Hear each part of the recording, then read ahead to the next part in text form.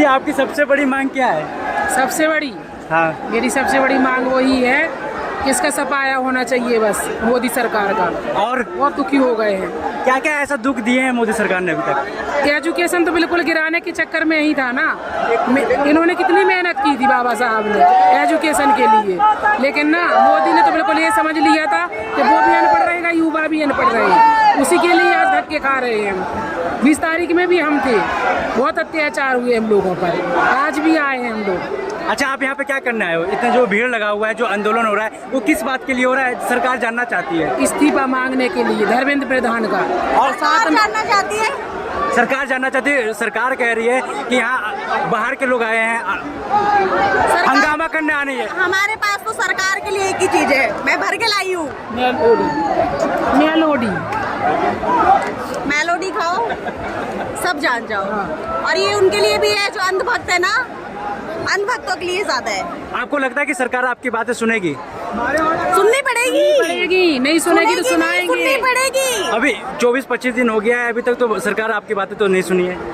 तो हम शांतिपूर्वक धरना प्रदर्शन कर रहे हैं ना। 24-25 दिन का पहले कम थे, फिर और आए। आज भी तो है हमें, हम कम तो नहीं हुए ना। 24-25 दिन के बाद का नजारा है ये। 20 तारीख से 3 गुने ज्यादा है ना हम। अच्छा, पेपर लीक के बारे में आप क्या कहोगे? पेपर लीक हम तो बस यही कहेंगे, जितनी तो करवाई है ना बच्चों की, फोर्स यहाँ पे लगाई थी, इतनी अगर जहाँ पेपर होते हैं वहाँ लगा देते ना, तो आज ये नौबत नहीं आती। और जितनी मेहनत युवाओं को मारने में, लाठी चार्ज में लगाई ना, उतनी अगर हर सेंटर पे लगाते ना, तो पता आज ये हालत नहीं होती एजुकेशन की। अच्छा, आप मोदी जी से क्या चाहते हो? मोदी जी से तो हम यही चाहते हैं। क्या? एक बार इनसे पूछिए। क्या चाहते हो मोदी जी से? मोदी जी बस छोड़ दें, अब राजनीति को से त्याग ले ले मोदी जी। मैं क्या चाहता हूँ मोदी जी से? मोदी जी से सिर्फ इतना चाहता हूँ, उम्र ज्यादा हो गई है। अच्छा, अब उम्र ज्यादा हो गई है, और जब ज्यादा उम्र हो जाती है तो दिमाग बच्चों जैसा हो जाता है, क्योंकि एक जब बच्चा होता है ना तो बूढ़े पे भी बच्चा ही बन जाता है, उसको बच्चे वाली चीजें पसंद आती है। अब जैसे उसको मेलोडी पसंद आई ना, हम लोगों को नहीं पसंद आती, हम लोग बड़े हो गए, अब वो बच्चों वाला दिमाग हो गया, तो मेलोडी खानी है उन्हें। जैसे ये मेलोडी आप खाइए मेरी तरफ। हाँ, अब बस एक बात कहूँगा, अंगेन गात्रम। अब इसके आगे का आपने देखा होगा वीडियो पे। अच्छा, ये बताइए धर्मेंद्र प्रधान साहब क्या कहना चाहते हो?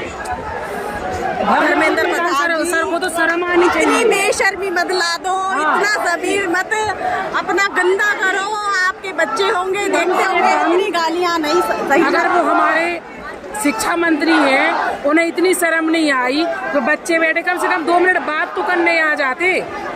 तो कल राहुल गांधी ने अनशन किए थे, तो उन्होंने कहा कि ये जो बच्चों को भड़काने के लिए सब कर रहे हैं राहुल गांधी। नहीं, बिल्कुल नहीं।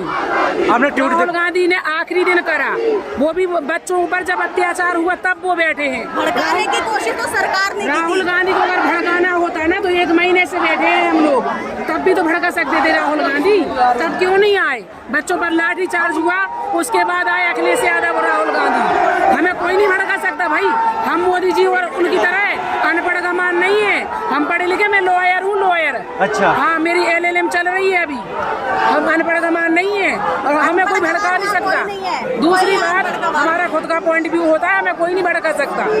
अच्छा, मुझे ये बताओ कि बच्चों की न्याय कैसे मिलेगी? बच्चों को न्याय तो मिलेगा ही। कैसे मिलेगा? तो संघर्ष कर रहे हैं हमने इतना संघर्ष कल परसों से लेके अभी तक में बहुत सारे स्टूडेंट पिटे। आपने एक और वीडियो देखा होगा जिसमें महिलाओं को एक पुलिस वाला डंडा बहुत गलत तरीके से कर रहा है, उसके बारे में आप क्या कहिएगा? अब उसके बाद तो घर में बहनें बेटी सबके होती हैं, उनके नहीं होंगी तो उनके रिश्तेदारों में होंगी। अगर यही कहना चाहूंगी, महिलाओं की इज्जत वो करते हैं जिनके घर में महिलाएं होती हैं, उनके घर में महिला नहीं है। आप सब जानते, पूरा देश जानता है। बात नहीं है, वो डंडे किसने पड़वाए? हमारी गवर्नमेंट ने। हम उनकी महिलाओं को नहीं बोलेंगे, वो भी हमारी बहनों जैसी हैं। हम पर डंडे पड़े, महिलाओं के कपड़े फटे, लड़कियों के, उन्हें प्राइवेट पार्ट में डंडे घुसेड़े गए। वो किसने घुसेड़े, किसने घुसड़वाए?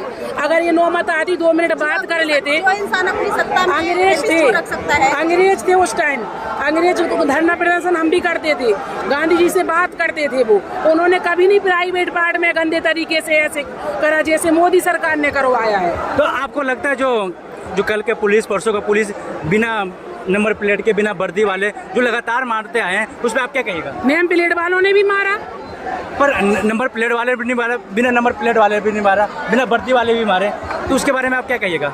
ढूंढ ढूंढ के मारो सालों को। ये तो भड़का रहे हो ना। क्या भड़का रहे हैं? हमारा गुस्सा फूट रहा है भाई, अत्याचार हम पे हुए हैं। हम यहाँ से हाथ उखाड़ लें, उनकी हिम्मत कैसे पड़ गई?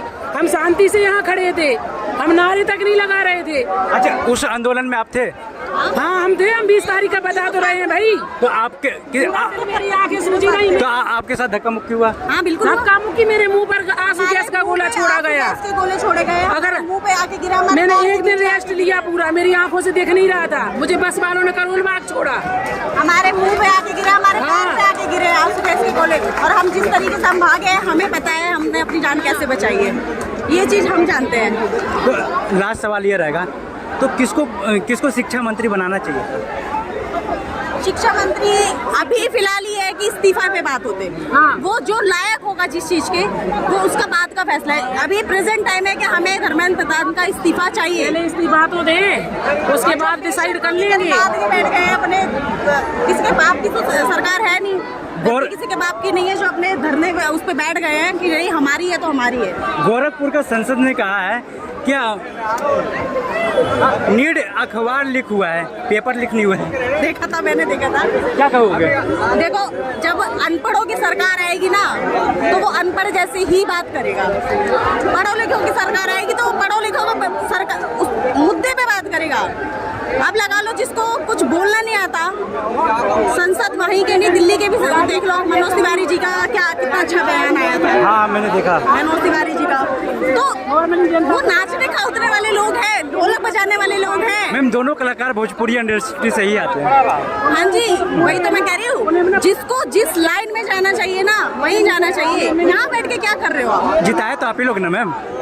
आई प्राउडली कि मैं और मेरी फैमिली ने कभी बीजेपी को वोट नहीं दिया। मैम 15 साल से मनोज तिवारी जीत रहे दिल्ली में, और 10 साल से गोरखपुर से जीत रहे हैं रवि किशन। ईवीएम के बारे में तो आप जानते ही होंगे। हाँ जानता हूँ। हाँ, तो फिर किसी को बोलने की जरूरत नहीं है, किसी को एक्सप्लेन करने की जरूरत नहीं है। आपसे पूछते हैं आपने बीजेपी को वोट दिया, आपने दिया? जब हर इंसान कोई बोल के राजी नहीं है कि हमने वोट दिया बीजेपी को, तो सत्ता में आ कैसे रहे हैं? ऑब्वियसली बात है, पूरा ईवीएम खरीद रखा है इन्होंने।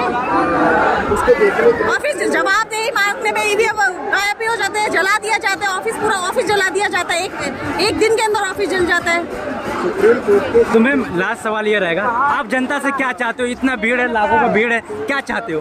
हम जनता से नहीं चाहते हैं, हम सरकार से चाहते हैं। बेशर्मों की तरह अपने बाप की गद्दी समझ के मत बैठो, उसको छोड़ दो।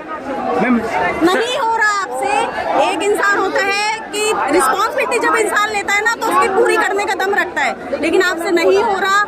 आप इस चीज को एक्सेप्ट करो और इज्जत से उस गद्दी से उतर जाओ। आपकी जगह नहीं है वो, आपकी जगह है जो थी वो पूरी हो चुकी है, अब आपकी वो जगह नहीं है, आप उतर जाओ। कहाँ से आए हो मैम आप? मैं दिल्ली से ही हूँ। बहुत अच्छा लगा मैम आपसे बात करके।